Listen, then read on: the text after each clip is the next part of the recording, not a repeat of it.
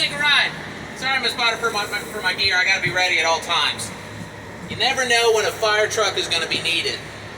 And one of the cool things about our station is that we have bells that go off all the way around our station, so that it doesn't matter what we're doing, we know that there's going to be an emergency at any time, and the bells will go off and we'll be ready to rock and roll. You guys ready to go for a ride?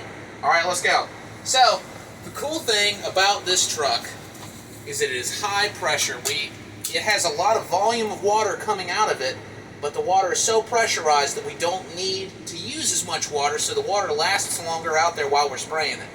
So as you can see, we basically have this big joystick to operate a nozzle out in the front of the crash truck. So we don't actually have to get out of this thing immediately once we get to fight a fire. Now that's not always the case with every one of our trucks, but this truck specifically, I get to stay in the truck and help out with that. So I don't have to get out until I'm needed. So as you can see with everything here, we got a lot of digital readout. We have a FLIR system, which is basically an infrared system, so that we can tell, if I can find out, here we go, sorry Miss Waterford. You can tell if something is superheated because this camera that's on top of the truck can actually tell how hot things are by the readout. So you see that truck right there, you see how it's blinding right there, like white? If there was a fire on it, it would be bright red and yellow. It's super cool. The Air Force provides us with a lot of cool stuff. As you can see, we have all the layouts. It's very easy to operate this truck. You can just switch this on, and our pump is running. We can squirt water and roll the truck as that pump's going on just from that switch. If we were going to go from water to foam, we would just hit that foam right there. And we actually have little bitty nozzles underneath the truck for the ground sweep. So I push that on, and if we accidentally run over some of the fire, we can turn that on, and it extinguishes the fires underneath us so that the wheels don't catch fire.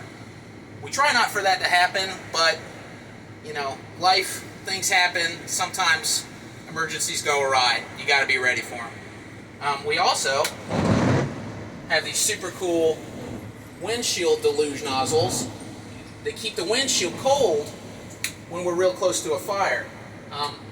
As you know, we have to get fairly on top of a fire wherever we go, especially if it's an aircraft. We can't be too far away from it, and I'll show you why here in a second.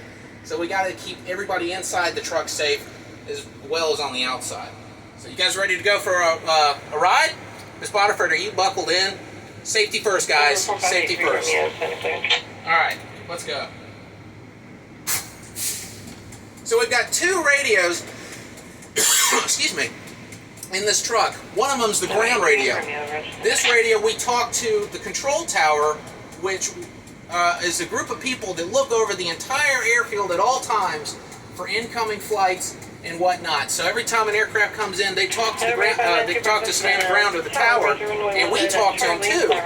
So if we want to go out on the airfield, we have to ask them to go. We can't just go automatically. And they'll give us clearance to anything we need to, but they need to let us know if an aircraft's coming in, so we don't obviously get into a crash with that aircraft, and then it turns into a big old mess. So let's go on out here. You can see a good shot of the airfield.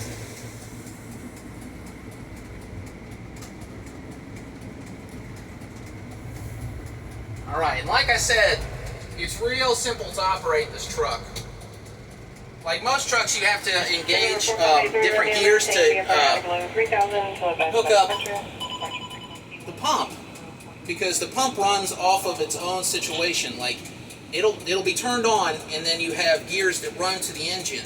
With this, you literally just hit that right there, as opposed to hitting a bunch of other switches at the same time. The pump is running, so now we take this joystick, just like a fighter jet, and you hit the trigger, and you're rocking and rolling. We can go from a straight stream to a fog stream if we need to, and you can see how high pressured that is, so we're not using nearly as much volume as we would with some of the older trucks. It's high tech, it's science, it's awesome. So beyond that, we try to keep it on the blacktop as much as we possibly can, and we just go about our day.